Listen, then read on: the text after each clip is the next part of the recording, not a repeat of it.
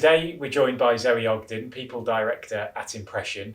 We'll be hearing about the role that transparency plays in their culture, why they've done away with annual appraisals, and what business for good means as a value for Impression as an organisation. Hope you enjoy. Right, great to have you here, Zoe. Thanks so much for joining us this morning. Zoe, your background is absolutely fantastic, having worked at Experian and Mars and Uni Days, and you're currently the People Director over at the digital agency Impression. Tell us a little bit about the business. So, as you said, it's a digital marketing agency. So we do SEO, digital PR, paid media, CRO. This is testing my knowledge. But essentially we'll do the digital marketing for a business. It could be a small retainer, it could be all of their digital marketing. And yeah, we have a range of different clients, some really large, some smaller, some charity sector. So no day is the same for our teams. Fantastic. This podcast is all about helping give our listeners insight into culture, and I wondered if you could describe the culture at Impression to us.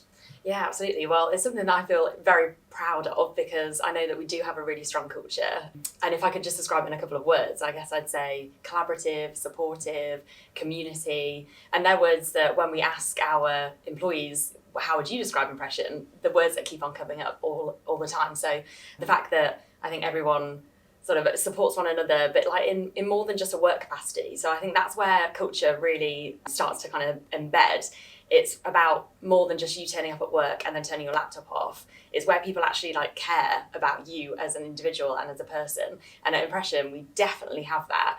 And it's something that you can't just harness overnight either. So I think it does definitely come from like the people within the business making that the case. So I suppose as the People Director, you're ultimately charged with being the catalyst for that happening. What kind of measures do you put in place and how do you ensure that there is momentum behind people continuing to care, look out for each other and have that sense of community?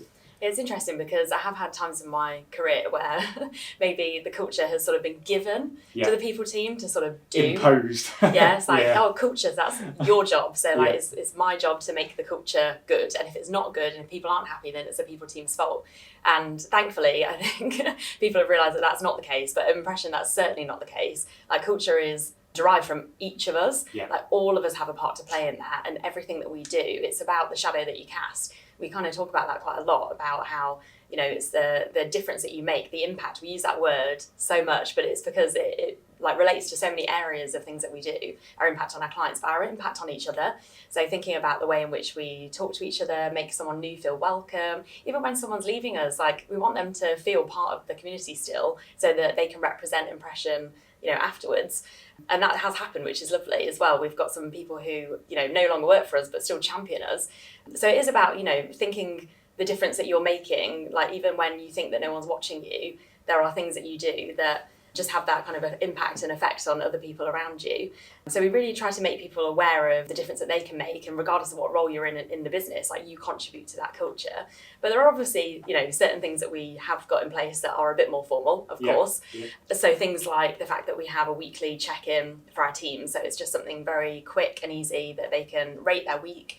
So how's it been? And we don't target that at all. I've been in a business where that score has actually been targeted. So as a line manager, my team were unhappy, that would reflect badly on me. Right. But there are other factors as to why someone might not be having a good week. So we said we want to make sure that everyone's filling it in, so that's what we target. But that's like free time for people to say, like, what's going on? How do you feel? We always ask a question about what performance zone are you working in at the moment? So someone might be in... What is the criteria? Yeah, so it's either comfort, you can have like stretch comfort, where it's like, oh, I've done a bit of stuff that I'm used to, but then I've had a few bits where it stretched me. Yeah. Obviously, pure stretch. You can have like dead, which just means like I'm completely just gone. Panic, which might mean that someone's feeling a little bit like, oh, you know, anxious and like not really sure. And that's a really good indicator for a line manager to be like, oh, okay, they've stayed in the stretch zone for a little bit longer than what I'd like. So maybe that's going to dip into panic. We need to get in there quickly and just make sure, like, is everything all right? I've noticed you've been in stretch zone for a couple of weeks now. So it's a really good indicator for people to like jump on something instantaneous rather than like the individual having to bring it up in a one-to-one. Maybe they wouldn't feel comfortable doing that. So it's sort of an easy indicator and a quick way of doing that. And we'll ask a question in there as well about, do you want to talk about your mental health in our one-to-one this week? Which again is a good indicator because not everyone feels comfortable just organically bringing that question up. And which is totally fair enough. And I think this means that people feel like they can say like, oh, maybe. And then for the manager, it's like, okay, I'll make space for that and I'll make sure that we do. And as a manager, you get used to how people answer that question as well. So, if someone's always like, yep, all good, or like, yep, then you're like, oh, are they just a yeah? Is that something? That is a really good kind of way of being able to tell whether something is actually going on, especially in this hybrid world where you're not sat across the desk from someone, you might not be able to pick up on things, little things that you can pick up on. And then obviously we ask about, what's going on for their work stuff, and then we'll ask like a random question. So I think the question this week is, what have you done for your wellbeing this week? And it's really nice that people talk about that, and then we share those things out. So we say, this is what the answer to the question was, and here are some of the answers. And it's just really nice for people to see what other people are doing. Super. So that is just one like really easy weekly thing that we do, but it has a massive impact on the way that people feel. They're being listened to. We care about their opinion. We want them to actually tell us, how are you feeling? You're an important part of this too. So just little things like that. It might not sound like anything, but it really does make a difference, and it's completely free. It sounds superb, and I think from an environmental perspective, a lot of what I'm hearing here is sort of fostering a culture of psychological safety. It sounds like it's probably okay to make mistakes, to be authentic, open and honest about exactly what you're thinking and feeling. I suppose it takes me to thinking about how that has an impact on performance. And one of the things that I was looking at on your website was how you talk about scrapping annual reviews and focusing on something that is a little bit more forward-looking. And I think you do something with individualised goal setting as well, don't you? So could you give us some insight into why that has happened and how it works? Yeah, absolutely. So I know in larger businesses, it is usually an annual cycle where a big reward team are looking after all of the pay elements of that in the background. So I know it is very complicated. And, I completely appreciate that it is a big exercise, but that goes back to this kind of, I suppose, old school way of being like your annual review equals pay, and that's where you talk about your career and your progression. But at Impression, we just think that is like, it's too late. Things happen so frequently, so we want to have a conversation about your performance and your career in a more regular basis. So we have a quarterly review cycle, and that conversation is very much tailored around, let's look at your job. Let's look at the things that you need to be achieving, that you're responsible for, the competencies, all of those kinds of things. And let's measure yourself against them. Where do you feel like you've got it nailed? Where are bits where maybe you might need a bit more support? Are there any things that we can maybe build an OKR off the back of? And I think it's that makes it very individual for somebody. And like their manager is really invested as well. And they genuinely are. Like they do want people to succeed and do well. I'm really interested to understand how else transparency plays out in your business. I mean, I talk about transparency and fairness all the time. Like literally, I use the word transparent so often. I think people are like, okay, we get it, you like transparency. And this really plays out probably from personal experience, where when I felt like I don't have the information or I don't understand a decision, I feel really disengaged in that. And there have been times where things have felt a bit backhand.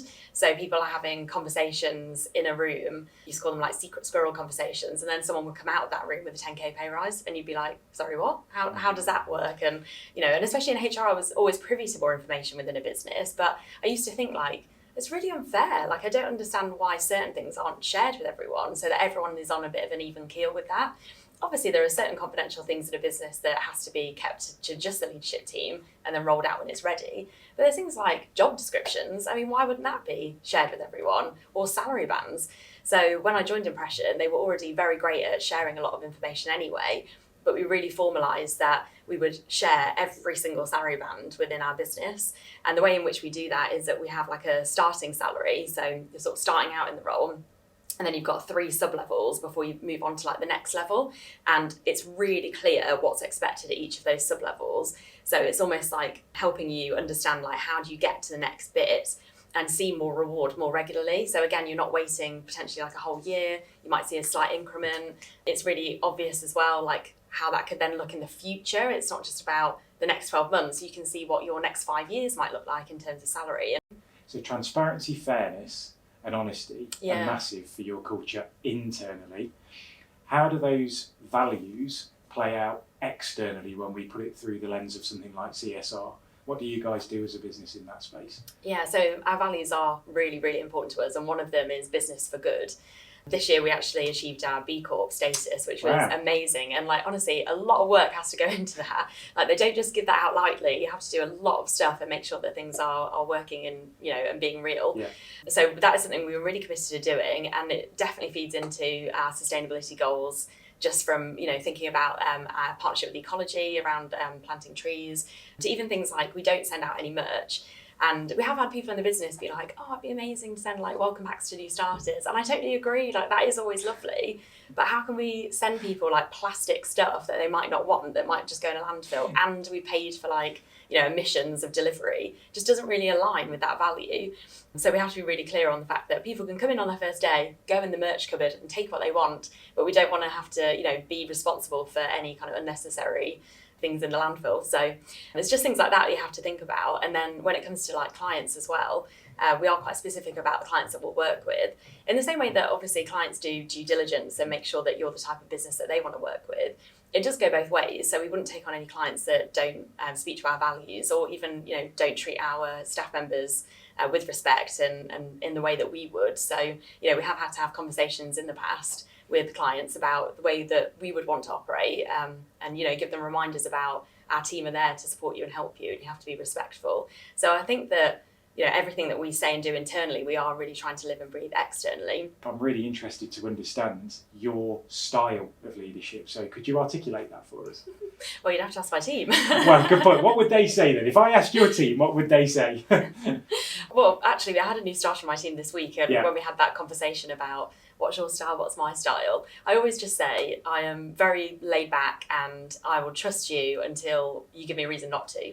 So I'm very empowering of my team. I have a lot of confidence in their ability. You know, I want them to go and do it.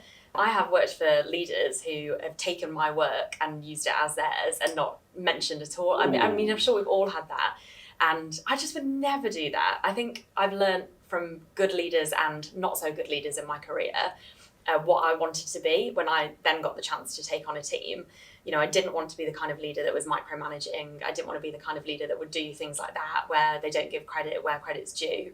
I wanted to be the kind of leader that was human, and that, you know, if someone made a mistake, they could come and tell me and we could sort it out and talk about it.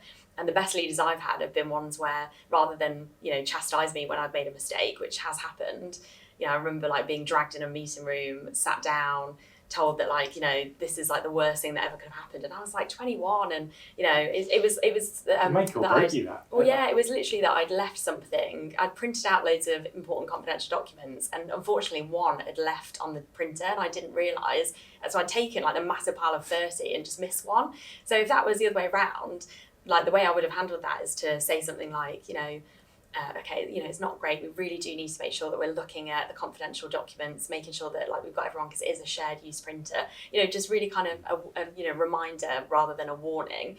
But I was told that I could be up for a disciplinary and all this kind of stuff, and it was literally like within the first 6 months of my role. And like you said, it's a make or break moment. Yeah. And, you know, in those formative career years, having experiences like that happen to you, like it really took me a while to get over it and to feel relaxed in my job. I felt like everyone was looking at me like I was going to make a mistake again, and it almost like made me make more mistakes because I was so panicked. Whereas what I want to happen in my team is, you know, we're all human, things do happen. If it happens, come and tell me, we'll sort it out, we'll talk about what could have been different, what we can maybe do to rectify the situation. I'm not going to like make someone feel awful about it, because I know that if they're, you know, a values driven person like we have at Impression, they'll just feel awful about it themselves anyway. So me then saying, you know, all this stuff on top of that isn't going to be helpful. So I want someone to like feel like they can learn and, you know, try things and, you know, feel like I have their back. And I think that if you ask my team, they would say I have their backs massively, and champion their work as well and provide opportunities for them to do the things that they want to do. So you've talked there about your leadership style and how it's been impacted through personal experience. You know, if we think about the last few years, and we've seen significant world events like the pandemic, like #MeToo, BLM, etc. What sort of impact has that had on your style? Oh gosh, yeah. Well, I mean, the world of HR has been quite tough in the last 3 years. I think it's made HR be seen as, I mean, I don't really call it HR with people, like a people team, but I think it has made the HR world be seen in a different light by a lot of different businesses. because it's hard to quantify the value that you add. You're not bringing in any cash on paper. But I think the way in which we had to handle the crisis, the way in which we've dealt with very tricky political issues as well, and trying to support our people through these things, that's made people realise that actually there's a lot of stuff that is quite tricky to navigate, and having HR or people leaders within your business, they can really support you and partner you to understand things and understand where things are coming from, and then make the right course of action off the back of that. But it has been a really tough time, but it's also been a really eye-opening time. I mean, personally, I've learned so much from other people's experiences, other people talking. They should feel like in a business that they can talk about things that matter to them is how I feel. So it's been a journey to get to the pinnacle of the HR field, currently People Director. Tell us a bit about the sacrifices that you've had to make to get to this point. Yeah, it's a great question. Something to really, reflect on, actually. The immediate thing that comes to mind is just the idea that you get thrown into the deep end in situations that you probably weren't equipped to handle, but actually that becomes the making of you. Wow. There's definitely been things where I've been like, what am I even doing? How am I doing this? Particularly if you're in a standalone HR role, you've got nobody else to ask and everyone's looking at you for the answer, and you're just sort of navigating and almost like, fake it till you make it type of thing. And there have been some like big things I've had to deal with, but like I've just gone in for it. I've just gone for it and then just seen what happens and will it work? And they've been like the biggest learnings. And I think what I'm really enjoying about my role at Impression is that it's almost like the chance to do it over again, but once I've done it before, and being able to apply my learnings to a new situation, it almost makes me excited to try those things again because it's happening in a different kind of way. Yeah. So I think just, having to just deal with certain situations, it's really character building. You have to build a lot of resilience, and through that process I've realised that you definitely can't make everybody happy, and as an inherent people pleaser, that's incredibly difficult. And I remember the first time that I heard people being negative about me as a person within a business. I mean, thankfully, I think that probably is a reflection of that business rather than people as a whole, because I don't think that that's the case everywhere. But there definitely were times where people would, not be very nice about things that we were doing, or be quite dismissive of things that we were doing. And it really upset me. It really made me think, but why? We're trying to make it a better place, and why don't people understand this? And then I realised that whole thing of, well, you can't please everyone though. So, and naturally, if they don't see the value in it, then it's their loss. And I'm just going to keep on banging that drum, and I'm just going to keep on going with it. And I don't really care whether that person likes me or not now. I've gotten to this stage where I'm like, the people who get it will get it, and I want to work with those people.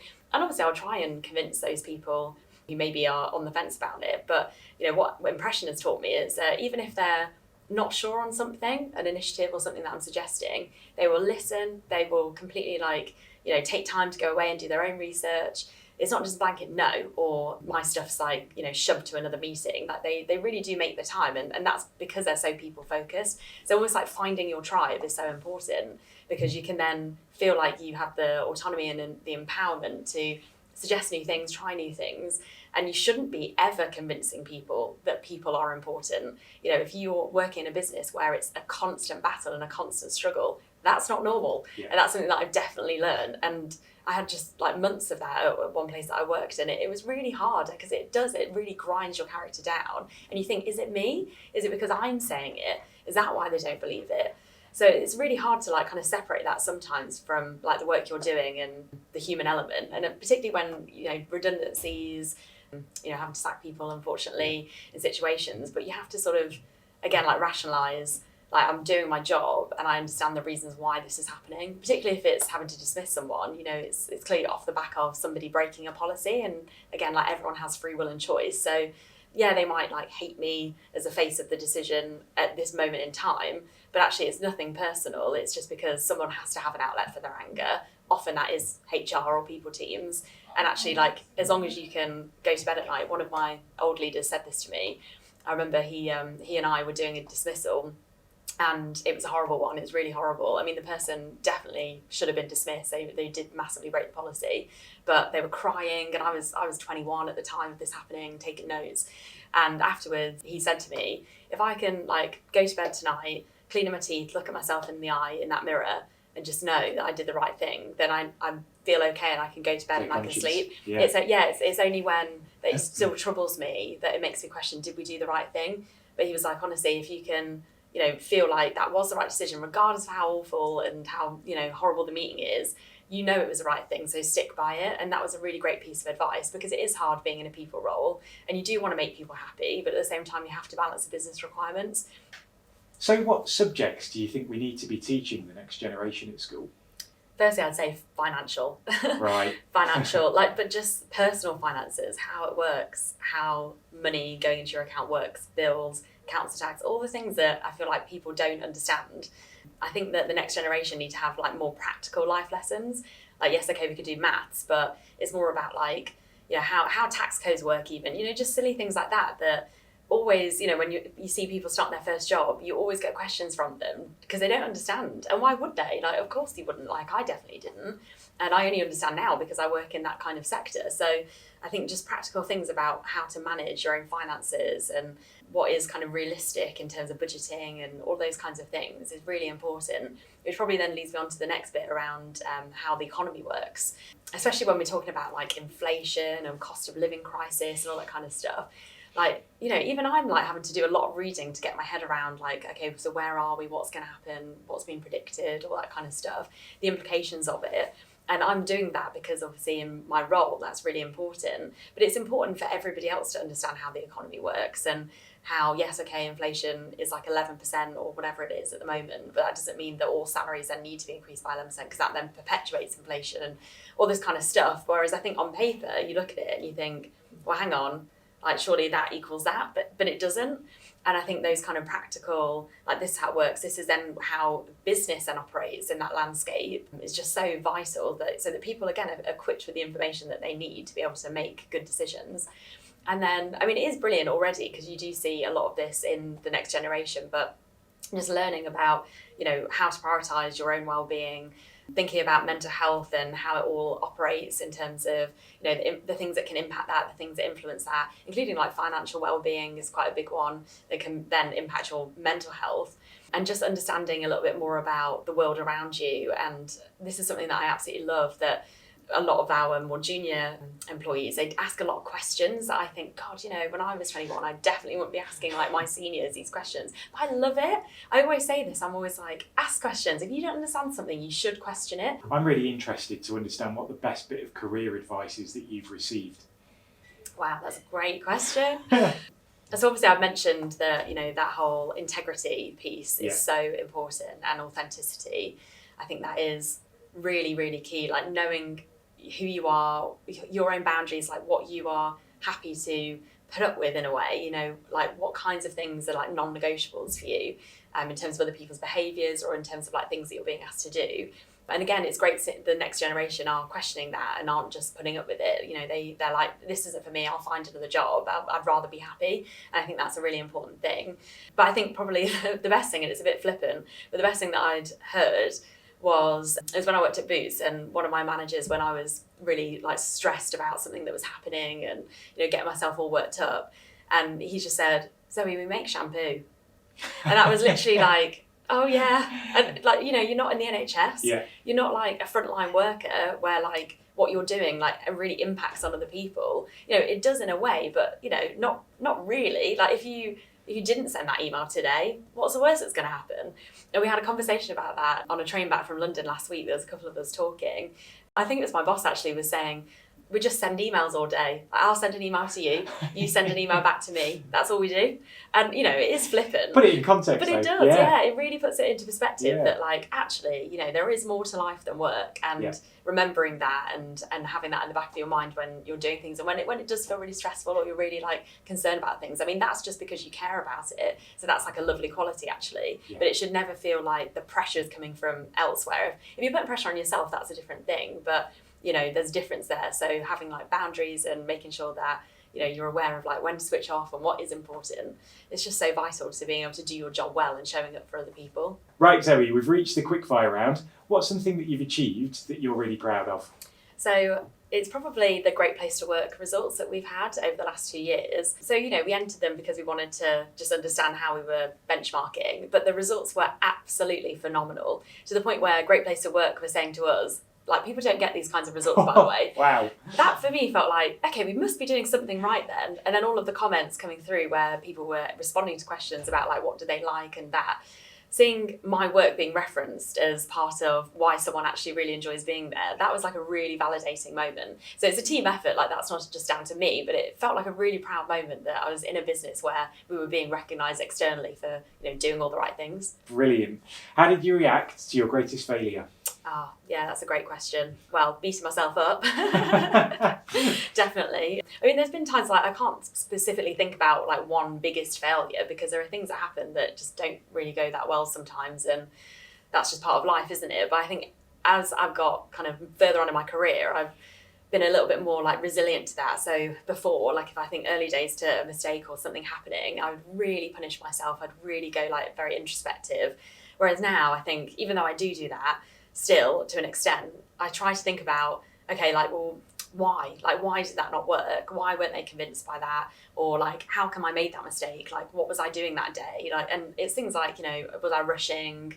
Was I distracted? All those kinds of things. But just trying to be a bit kinder to yourself when that kind of thing happens. And then thinking about, okay, well, what's next? Like, how do we bounce back from that? And that's how I would talk to my team member if they were telling me about mistakes. So I'm trying to live the same principles where it's like, it's not the end of the world, but like, let's have a look at it and analyse it and see how we can do it differently. A more compassionate approach. Yeah, definitely. What's something you regret, and what would you have done differently? Yeah, so a learning that I've had in my career is that if people are disgruntled and if things are starting to circulate that you can hear that maybe there's a bit of fake news or that there's something happening, getting in front of that as early as possible is so vital. At Impression, we're really good at being responsive and reactive. Like, we might get wind that somebody's like not so sure on something, and then we're like, right, let's have a session, let's all talk about it, air your grievances, like let's talk, like you might have some really good questions. And that has been so positive because we've been able to give our narrative and that context very quickly. What I want to massively avoid at Impression is ever having any kind of us and them situation. And thankfully that isn't the case, which is great. But I've seen that happen before, where you start to feel this distance between like the management team and everybody else. And I think the issue that they've got is not communicating. And I have obviously, been in a situation where maybe I haven't advised that we've communicated as quickly as what we probably should have, and then that's made it worse. So whenever something, you can get a little whiff of something not being quite right, we will make sure that we give it the space and time it needs to actually talk about it, so that we don't have that situation happen. I think it's so important. I think about all of the conversations that I have with people in the HR space about engagement, and very often in those surveys, for example, it's communication that comes through. Yeah. And getting on the front foot, repeating it, Yeah. saying what you've said time and time again, Yeah, and showing absolutely. that you've acted on feedback is critical, I think. Yeah, So all those things. good stuff. What's the biggest challenge that your business is facing right now? The current climate as it is, obviously we have to think about that. Luckily we are in a good position, so not too concerned, but our clients are obviously naturally probably quite concerned about what's going to happen, and no one really knows the answer. So it's something we have to be aware of and support our clients through as well. And then from a people perspective, not to say that we're having too much of a challenge in recruitment, but we are operating in a market where other businesses have got a tendency to inflate salaries in order to poach people or get people in their team. And it's hard to compete with that when we've got such a transparent pay structure where we're not moving from that. However, what we're trying to do is really focus on the fact that your base salary is only one component of your whole total reward, and then there's loads of other things. So you might like jump for the salary, but then you might have a manager who like doesn't give you the time of day, or a team that like aren't really supportive, or you might have like a culture where people throw you under the bus, and is that really worth the 15k pay rise? You've got to work it up. So I think it's one of those things where we can't really influence that too much because it's what other businesses are deciding to do. I think that will change, and I think it will come back down, but what we can do is really focus on like what's our USP, what have we got to offer people, and just make sure that's really strong. What do you like most about yourself? I like the fact that I am a good friend to people. So I do have a lot of friends. It's like kind of a bit of a joke with people. They're like, God, how many friends do you have? Because I'm one of these people that once you're my friend, I really, you are my friend, and I will bring you in, and I don't lose friends. Like, I really do not lose friends easily. Wow. And I think that's an extension into how I am with my colleagues. I feel like I do form like really good partnerships and relationships with people that are very mutual. So it's something that I think, shouldn't be taken for granted actually, that, one of these people that can bring people in and bring people together is kind of nice, I suppose. What's your biggest area of development? So at the moment, I would probably say like commercial business understanding. So obviously I've been in my role for 18 months, so I've learned quite a lot about the business and how it operates and all that kind of stuff. But Working in an agency is very different to any kind of other organisation that I've worked in, and understanding like the world of agency has been quite a steep learning curve.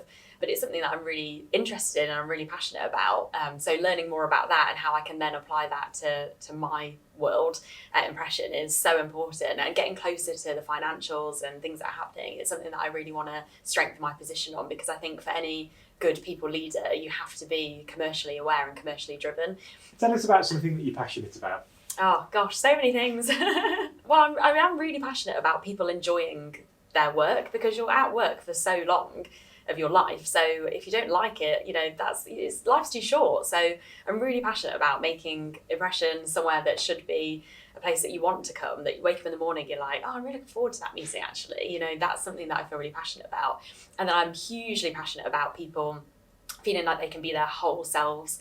I've had friends who have not been able to be their whole selves at work whilst I've worked with them, many, many moons ago. And I look back now and I think, that is absolutely ridiculous that you couldn't talk about, who you were dating or your sexuality or anything about your life. Like, it doesn't make any sense to me that could be the case, because at Impression, everyone's welcome. It's, we want to learn more about different people. But unfortunately, that can be the case sometimes. And I want to make sure that I'm championing and trying to be an ally to anyone, whatever their background, whatever situation they're in, and give them a platform and give everyone a voice in that conversation so that we can learn from each other. And that whole idea of like authenticity and just kind of making sure that we're living in a world where we are considering other people. One thing that really winds me up is when people make like blanket statements, or you see kind of bigotry or any kind of discrimination. Like, I absolutely cannot tolerate it. I just really don't like it, which obviously when you're having conversations with different people, you can't expect that everyone's going to have the same view as you. But there is a difference between someone having a view that is just not acceptable and then someone maybe needing to do a bit more learning. And it's those people that aren't even willing to learn and to understand, those people just are not my kind of people. So yeah, I feel really passionate about making sure that we're creating a safe environment, and that goes for my personal life too. What's one book or podcast that you'd recommend our listeners to get involved with? Oh wow, okay. So I do really enjoy the Stephen Bartlett Diary of a CEO. I really enjoy that. There's just been so many businesses that he's had on. There's so many episodes, but you can just dip into a few, like listening to the founder of Brewdog talk through like all of the stuff that happened with him, like real ups and downs. I was listening to one the other day of the founder of Pret, which was so interesting. Yeah. It was a really good one. It's so interesting. And you just learn so much about different businesses. Like, he's got some really great people on there, and it's just so interesting, like thinking about the challenges that maybe they've faced. Thanks for joining us today. Remember to like, share and subscribe. See you next time.